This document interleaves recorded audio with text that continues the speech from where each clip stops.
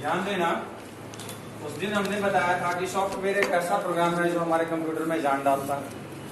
आज हम सॉफ्टवेयर के प्रकारों को जानने वाले हैं। क्या जानने वाले हैं? सॉफ्टवेयर मुख्यतः कितने प्रकार के होते हैं? कितने होते हैं? कितने होते हैं?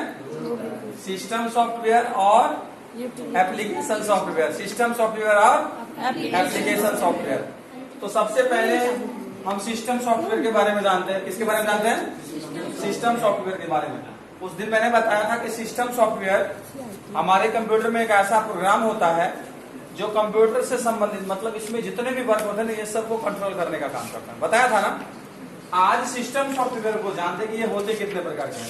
सिस्टम सॉफ्टवेयर मुख्यतः दो प्रकार के होते हैं। कितने प्रकार के होते हैं? दो प्रकार के। पहला सिस्टम मैनेजमेंट सॉफ्टवेयर और दूसरा क्या है? System utility software. पहला कौन सा है? सिस्टम मैनेजमेंट सॉफ्टवेयर और दूसरा सिस्टम यूटिलिटी सॉफ्टवेयर। अब सिस्टम मैनेजमेंट सॉफ्टवेयर के अंतर्गत ना दो प्रोग्राम आते हैं। कौन कौन से आते हैं? कितने आते हैं? दो प्रोग्राम। दो। पहला हमारा क्या है? ऑपरेटिंग सिस्टम और दूसरा हमारा क्या है? Device driver. पहला कौन सा है? ऑपरेटिंग सिस्टम और दूसरा क्या है? Device driver. अब ऑपरेटिंग सिस्टम क्या है, इसके बारे में थोड़ी सी जानकारी लेते हैं कि ऑपरेटिंग सिस्टम एक ऐसा प्रोग्राम है जो यूजर और कंप्यूटर के बीच ना इंटरफेस प्रदान करता है। जो यूजर और कंप्यूटर के बीच इंटरफेस प्रदान करता है। इंटरफेस मीन्स अंतर संबंध। इंटरफेस मीन्स क्या होता है? अंतर संबंध। जब कोई यूजर किसी कंप्यूटर पे काम करता है ना, मतलब किसी कंप्यूटर का उपयोग करता है, तो याद रखना कि कंप्यूटर मानव की भाषा को नहीं समझता। कंप्यूटर मानवीय भाषा को नहीं समझता। अब ना इसके बीच में ऑपरेटिंग सिस्टम नाम का एक प्रोग्राम चलते रहता है जो क्या करता है कि यूजर की भाषा को कंप्यूटर की भाषा में बदल के उसको मतलब देना, और कंप्यूटर की भाषा को यूजर के भाषा में बदल के इसको यूजर को देना।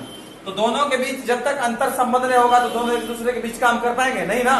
तो इसीलिए ऑपरेटिंग सिस्टम नाम का एक प्रोग्राम हमारे सिस्टम में चलाया गया है जो यूजर और कंप्यूटर के बीच इंटरफेस प्रदान करता है। तो परिभाषा भी इसका सेम ही है ना। ऑपरेटिंग सिस्टम एक ऐसा प्रोग्राम है जो यूजर और कंप्यूटर के बीच इंटरफेस प्रदान करता है। अब दूसरा हमारा क्या है? Device driver. दूसरा हमारा क्या है?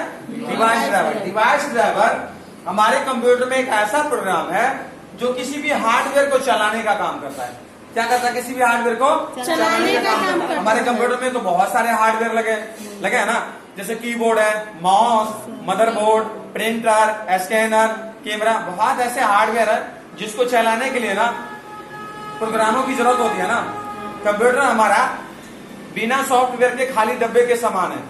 कंप्यूटर बिना सॉफ्टवेयर के खाली डब्बे के समान है। अब उस कंप्यूटर को सुचारू रूप से चलाने के लिए किन किन चीजों की, किन किन मतलब प्रोग्रामों की जरूरत पड़ेगी, ये तो समझना पड़ेगा ना।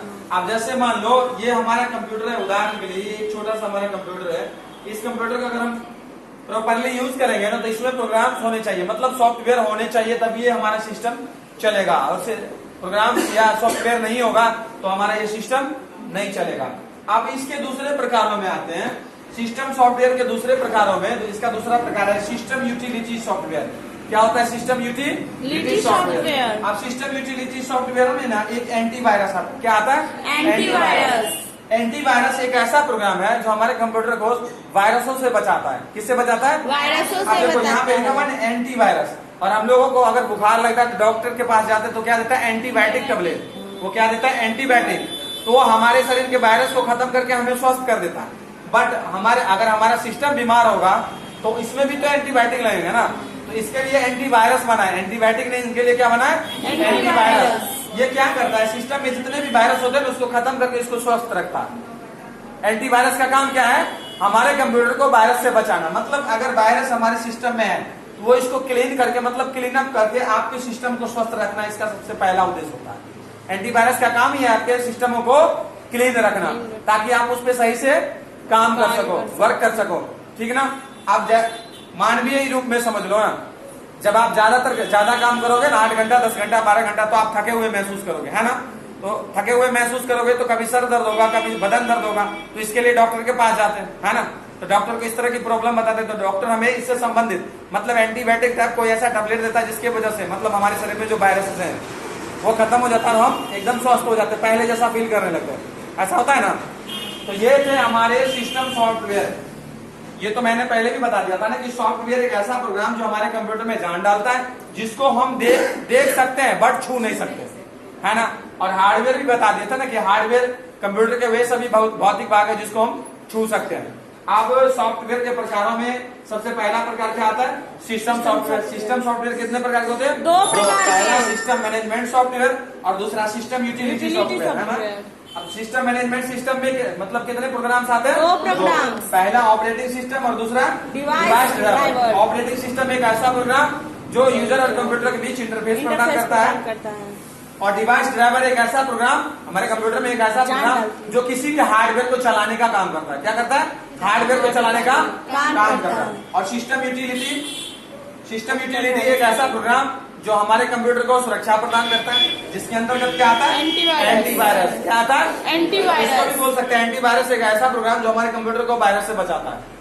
बात समझ में आई? ये थे हमारे सिस्टम सॉफ्टवेयर के प्रकार, और यही है